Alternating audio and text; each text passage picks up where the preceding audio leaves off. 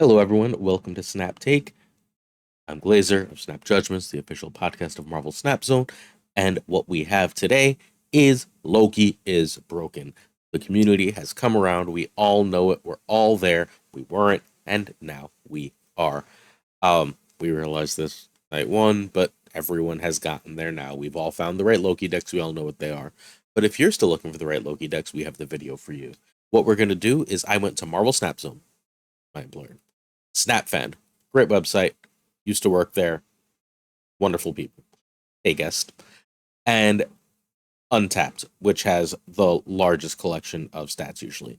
And I pulled the best Loki deck statistically from each, so I can bring you the best thing you can do with Loki at a competitive level of Marvel Snap. If you don't find a Loki deck that you think works for you, that you can build, and the third one here with the highest win rate is the cheapest of the three decks. It only has Kitty and Loki for upper series cards, so that is absolutely buildable. If you still do not find a Loki deck that you can play, please hop into the Marvel Snap Zone Discord. There's a channel called Podcast Chat with the Hosts. Excuse me. I am the host. Shoot a message to me. I will happily help you build a Loki deck. So that's what we are doing today. Let's keep it going. First, you should subscribe because every single weekday we bring you at least two brand new hot decks that are proven to help you win games of Marvel Snap. We want to help you get Infinite. We want to help you get Infinity. We want to help you climb that leaderboard. We want to help you achieve your goals in Snap. In addition to that, we do the biggest giveaway in Snap every single month. Yesterday, we just gave away 5 Loki season passes. We are still giving away 10 more, not this coming Friday. I'm not going to pay it this coming Friday. Next Friday, 10 more Loki season passes. All you have to do is subscribe and comment to be entered to win. So please make sure you do that. We'd really appreciate the support as well. It really helps us out on the channel. And we're trying to give back to the community with our growing success. We have heard from 3 of our winners. We are looking for 2 more, Mimichu and TechCur7. In the comments, if you are Mimichu or TechCur7, please write your email address, but you can't just type in like our email address is snapjudgmentspodcast@gmail.com, right? You can't just type that in. You have to type in like Snap Judgments Podcast, right? And then like leave a space and then write or put an arrow or put something to indicate that that's not the @ sign and then write Gmail. And I'll understand that that means, hey, that's your email, and I'll reach out to you with how to claim your season pass. Got 3 people that collected theirs already.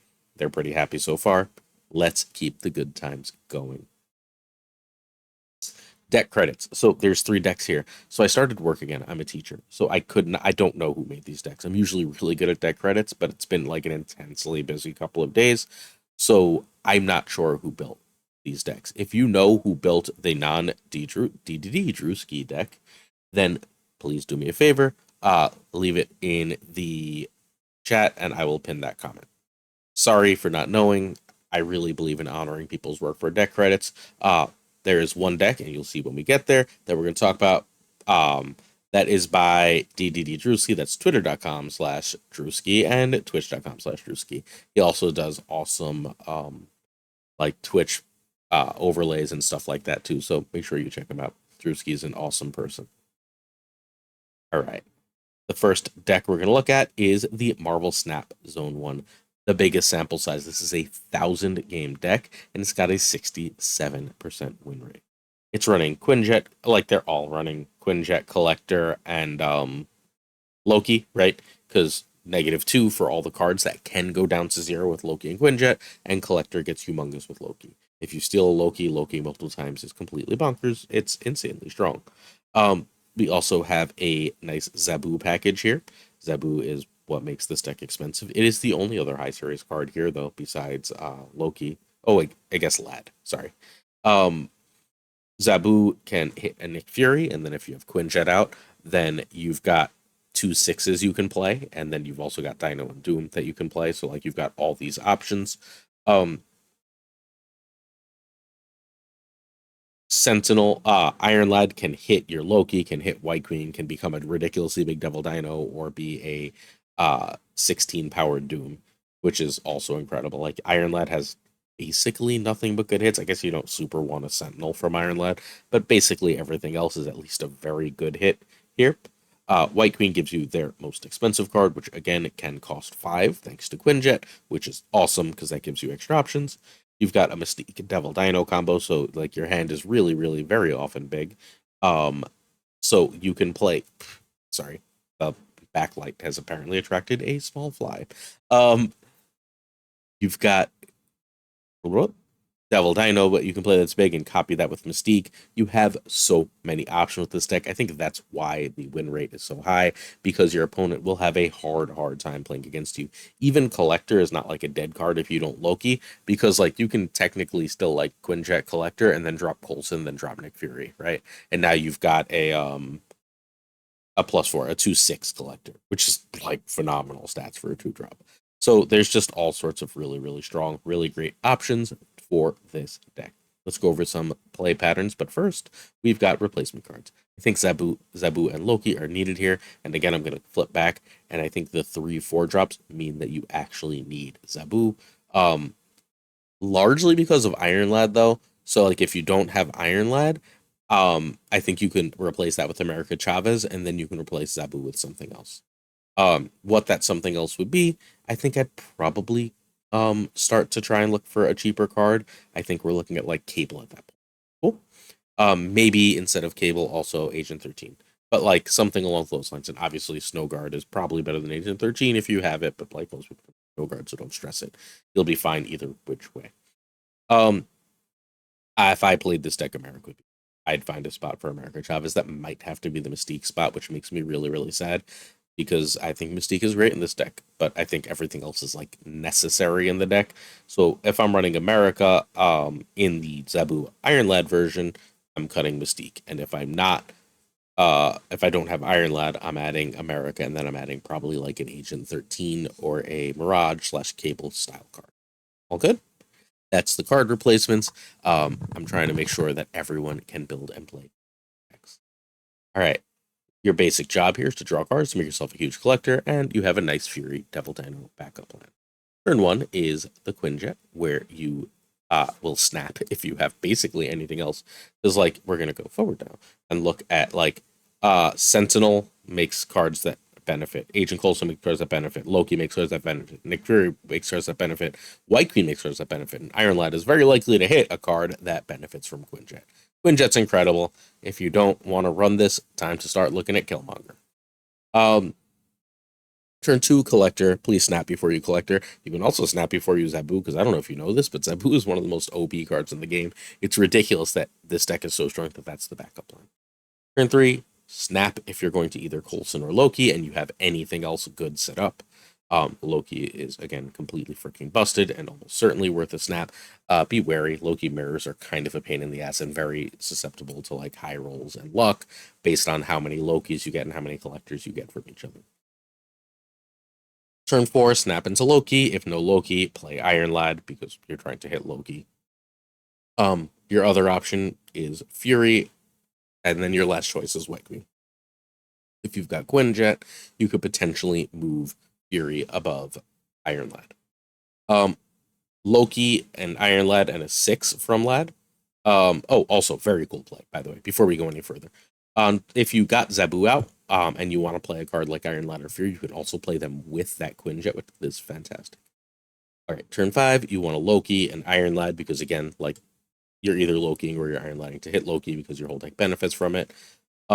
If you got a 6 from, excuse me, that's so poorly typed. My wife was talking to me when I typed this part. If you get a 6 from Nick Fury with the Quinjet, that's a card you can play here because Nick Fury gives you a 6. That's discounted by 1 from the Quinjet. You can play that on turn 5. And then if you don't have any of that, you just drop Devil Dino and shrug. Like, you're still playing a huge-ass Dino. It's perfectly fine. Turn 6 is hopefully playing cards you generated for cheap, but Doom or Dino work.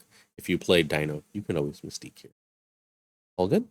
Hopefully that turn by turn helps you. Hopefully the little explanations of how cards interact is useful to you. All right, next. Oh, sorry. This is one last look at the deck. Quinjet, Collector, Zabu, Sentinel, Mystique, Agent Coulson, Loki, Nick Fury, Iron Lad, White Queen, Devil Dino, and Doom. And if you're new here, These are almost all variants I have. I have every variant in this deck except one.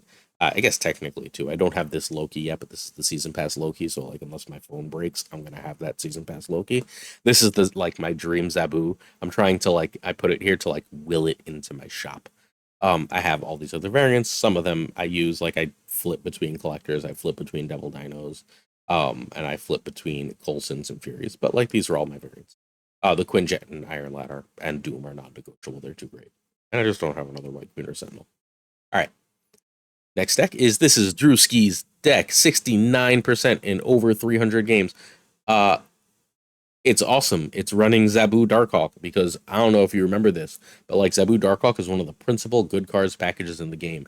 And it's really good in the mirror because if your opponent tries to take your cards, right? Like there's no guarantee they get your Darkhawk and your Rock Slide or Korg, right? So your Darkhawk is likely to be big and strong and useful, and their Darkhawk is poopy.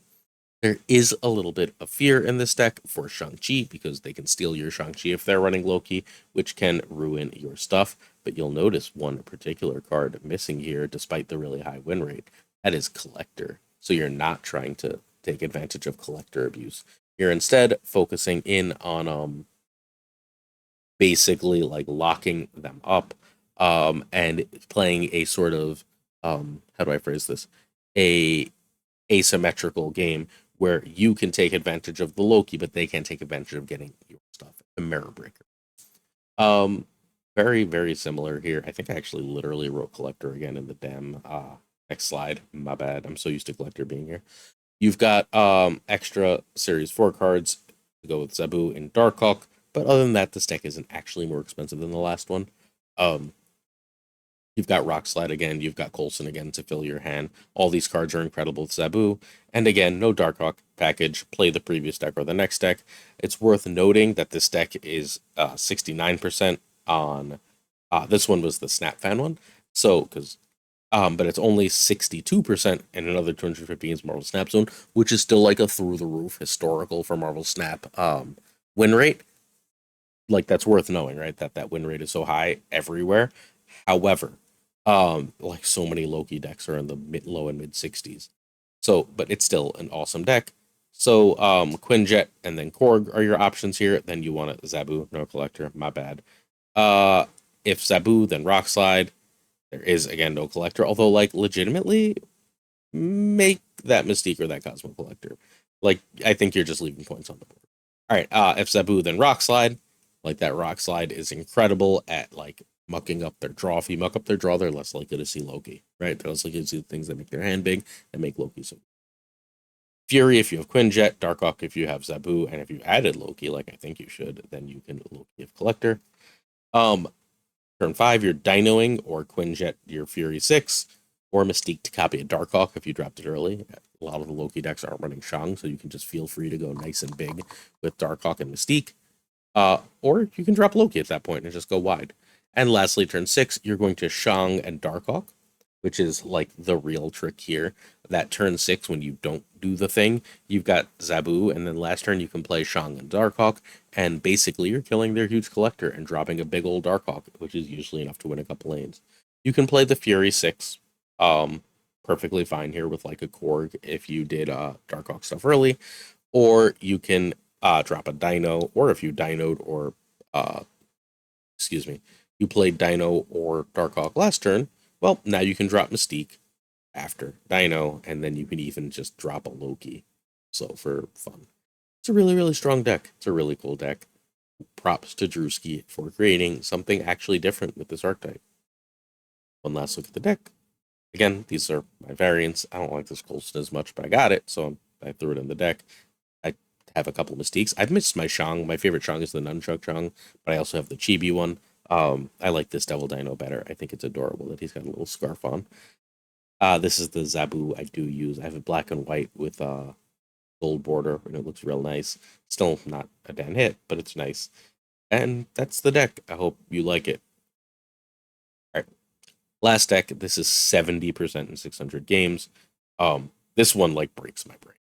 So this has my single favorite piece of random stupid tech of all of these. So I think it's pretty clear, just for the record. See Devil Dino, See Devil Dino. I think Devil Dino probably just belongs in these decks, like it's in all of them. Um, this is a standard ass deck, right?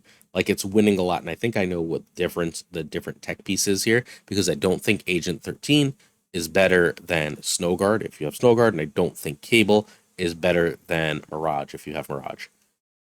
That said, I think Crystal is awesome here. I think Crystal is a stroke of genius, because if you hit Collector, Quinjet, Loki, you win, right? Like those cards are so freaking strong that like, and you're chucking your hand anyway, right? And your opponent's likely chucking theirs and so on. You don't care about their combos because you're going so far over the top. I think Crystal is absolutely brilliant here. This deck is most similar to the one we talked about yesterday, although it has Devil Dino where the other had Moon Girl, and it's got Crystal where the other had Armor. I still think Armor's great, but like we're not seeing as much Shang. So like make your own meta call. But Crystal is a chef's kiss, beautiful call here. Everything else is fairly similar. Also, for this one, I used the standard cards just because, why not switch things up? I have a variant for every card in this deck but Crystal. I would like a Crystal variant, but I'm also not spending tokens on a Crystal variant. That's absurd. Sorry, gold on a Crystal variant, because she's in maybe one deck, maybe two. Like, happening. All right. Kitty's the only high series card here. I tried Snowguard or like Maria Hill in that spot if I didn't have her. Although Kitty and Angela is one of the ways this deck just wins. Especially awesome. Like should Shuri's Lab just happen to show up, which happened twice to me today. Joyous. They're like, I'll make a huge collector. It's like, that's fine. Kitty's 70 power. I'm not really worried about you. Cable can totally be Mirage. Agent 13 can totally be Snowguard if those are cards you have. Again, I think those are just like strict upgrades, but I think everything else is kind of settled. I think Crystal is probably better than Armor here. But if, and this is a big important thing, if you are still worried about Shang-Chi, if you're seeing a lot of Shang-Chi in your meta, make Sentinel, who's not especially important, or Cable, if you don't have Mirage, make one of those two cards be Armor. All good. Turn by turn. Everything gets cheap, so, that's not what that's supposed to say. Everything gets cheap, so why not have Crystal, is what that's meant to say. I'm telling you, started work again. A little slacker today. I'll get it right back on time tomorrow. No mistakes. You trust me on this.